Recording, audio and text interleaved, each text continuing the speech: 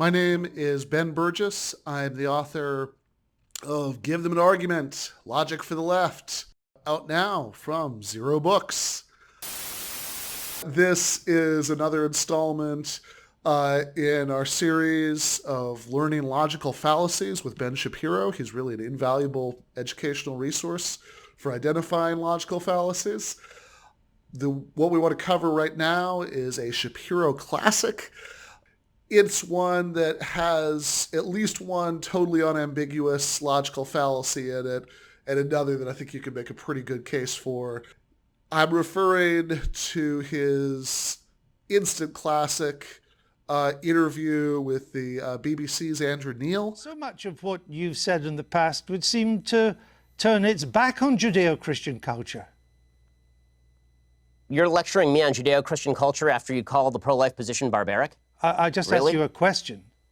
And I asked you a question. You failed to answer a single one of mine. Frankly, I find this whole thing a waste of time. If you want to read the book and critique the book, why don't you read and critique the book? If you want to critique me, you can think whatever you want of me. Why don't you frankly, just try and I don't answer care. the I don't frankly give a damn what you think of me since I've never heard of you. And I've never heard of you until I briefed myself for this. But that's not the issue. You have a new book out. Then why the hell are you interviewing me, sir? It's an interesting book. But my point is, your book claims that society... Well, it'd be nice if you would quote it from time to time. Your book is... Well, actually, I've done so several times, and I'm about to do so again, if you would let me just finish the question. Your book claims that society is turning its back on Judeo-Christian values. Yeah, what are those values? What are the values it's turning its back on? I'm not inclined to continue an interview with a person as badly motivated as you as an interviewer. So I think we're done here. I appreciate your time, sir. All right. Thank you so much. Thank you for your time and for showing that anger is not part of American political discourse now, Mr. Shapiro. Now, the arguable fallacy, although I think it's a pretty good argument, is that ad hominem. If you've seen these videos before, you've seen me say that this is the single most commonly misdiagnosed fallacy that's out there. Generally speaking, people refer to saying something mean as ad hominem, when, of course, you can commit the ad hominem fallacy in a very polite way, as I think Shapiro is here. Sir, irritated, but, polite. Or you can be a complete dick and still not commit any logical fallacies. There might be lots of other reasons not to act like that. It might be counterproductive, conversation ending, etc. But, just being rude is not a logical fallacy. If it's not being mean, what is ad hominem? Well, ad hominem is just the flip side of the same rotted epistemic coin as appeal to authority. The appeal to authority fallacy is the mistake that we make in reasoning when we take an irrelevant positive fact about the speaker as a reason to think that what they're saying is right, that their statement is true, their argument is sound. If I were to argue that you should be a socialist because Albert Einstein was a socialist, I'd be committing the appeal to authority fallacy, because just because he's a brilliant physicist doesn't mean that he's correct about what sort of socioeconomic structure we need to move forward to save the world. As a matter of fact, I think he is absolutely correct about that. But a sign of why you shouldn't reason in that way is that Heisenberg was also a brilliant physicist in the same era, and he was a Nazi. By the way, a lot of people on the internet seem to be very invested in the distinction between being a Nazi and sort of being a Nazi. So when I've said this in the past, I've got a lot of hate for this. But at the very least, he was a sufficiently blindly patriotic German nationalist to be willing to work for the Nazis and to try to build them an atomic bomb. I think he's a Nazi is a fair summary of that, but hey, you do you. So that's appeal to authority. Ad hominem is vice versa, where whether you're being polite about it or mean has nothing to do with anything. It's when you're taking an irrelevant negative fact about the person saying something and you're using that as a reason to say that what they're saying is wrong. Shapiro's reasoning here seems to be, well, Neil wouldn't have said, wouldn't have made a harsh accusation like the Georgia laws being barbaric if he weren't a liberal, if he didn't have this bias. And because he's a liberal, because he has this bias, in other words, because he's someone who, according to Shapiro's extremely flawed inference, is somebody who starts out thinking that things like this are likely to be true, that conservative laws pushed by Republicans are barbaric. That means that we can disregard his belief that it's true. But of course, that would be ridiculous. Just because somebody is predisposed to think that something is true, if they say it's true and give their reasons, as Neil pretty clearly did, he cited specific aspects of the law that do in fact seem pretty damn barbaric. There's nothing about that, the fact that the person was predisposed to believe what they just gave you an argument for, that means that the argument was unsound or that the conclusion is untrue. So that strikes me again.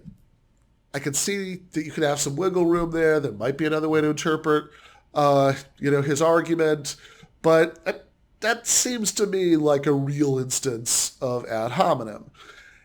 Now, when he does get to the nitty-gritty of the argument about why it's not barbaric, why it's okay, why these laws in Georgia are just, then he commits a totally unambiguous logical fallacy. What I'm asking you is that why is it that a bill banning abortions after a woman has been pregnant for 6 weeks is not a return to the Dark Ages? What's your answer? My answer is something called science. Human life exists at conception. It ought to be protected. Now, back to my question to you. You purport to be an objective journalist. You got that? It's science. What can science actually tell us here? Well, science might tell us all sorts of things that might be relevant morally to the abortion debate. It can, might tell us, for example, when in the course of pregnancy, fetus starts to feel pain. That would certainly be relevant. When I say relevant, I don't necessarily mean decisive, because you could still think that a woman's right to bodily autonomy overrides the rights even of a pain-feeling fetus, but, morally relevant. But here's the thing. This is David Hume 101. Science cannot tell us by itself what's right or wrong, good or bad, what should happen.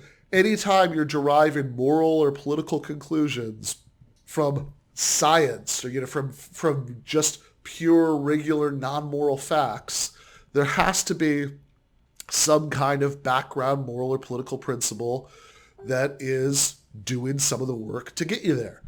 That is just how that works. It is a law of logic. It's Hume's law that you cannot go from unmixed factual premises to a moral or political conclusion, from is premises to a ought conclusion without having some sort of ought principle also there in the premises.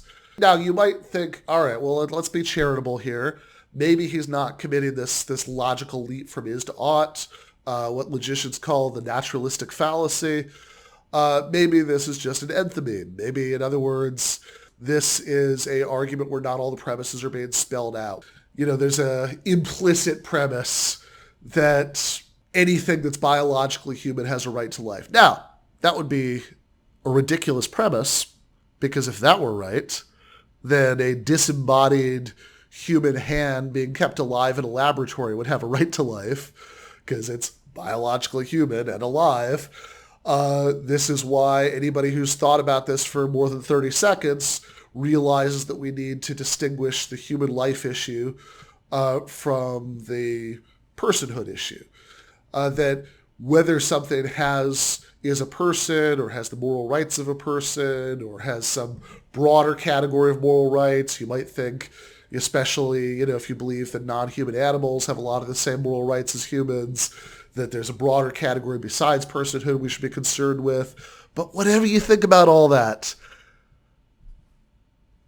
all the interesting work is going to be done on that side of the ledger, on the value side. What's controversial here is not that a fetus is biologically human and, technically alive. Everybody agrees with that. That's not interesting. People think sometimes they disagree. Oh, they say things like, I believe that life only starts later, but that's because they're being imprecise in their words. What they mean is something like, I believe that personhood starts later. All the interesting disagreements are about whether a literally mindless collection of cells early in pregnancy is the right kind of being to have any moral rights at all, whether even if you do think it has moral rights, whether those moral rights outweigh a pregnant woman's right to bodily autonomy, right to control her own body. Those are the interesting questions, and none of that follows from science. And this is a particularly egregious example because even if he got all the way to the conclusion that abortion was morally wrong, half his work would still be ahead of him because it doesn't even follow from abortion being morally wrong that these particular crazy, performatively harsh laws in Georgia are just.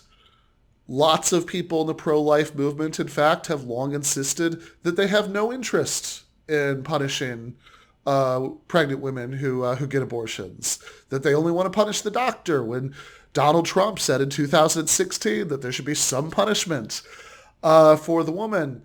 This was widely seen as a gaffe. Lots of pro-life conservatives said, no, that's not our position. But of course, the winds have shifted, and Ben Shapiro is far too loyal a right-wing foot soldier not to shift with them. But the idea that any of this follows just from science is a bizarre insult to his viewers' intelligence. Not quite sure how often I'm going to be continuing this series. Might be doing other things and then, dipping back in maybe every other video or something into the Ben Shapiro series.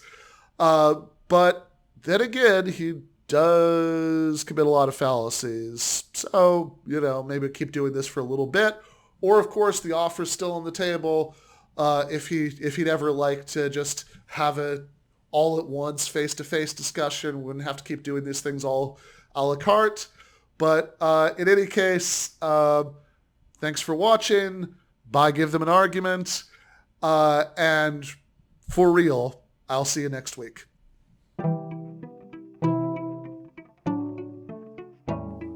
Thanks for watching this Zer0 Books video. If you enjoyed it, subscribe to this channel and click on the notifications bell so that you'll be alerted whenever we release a new video. You should also consider supporting us on Patreon.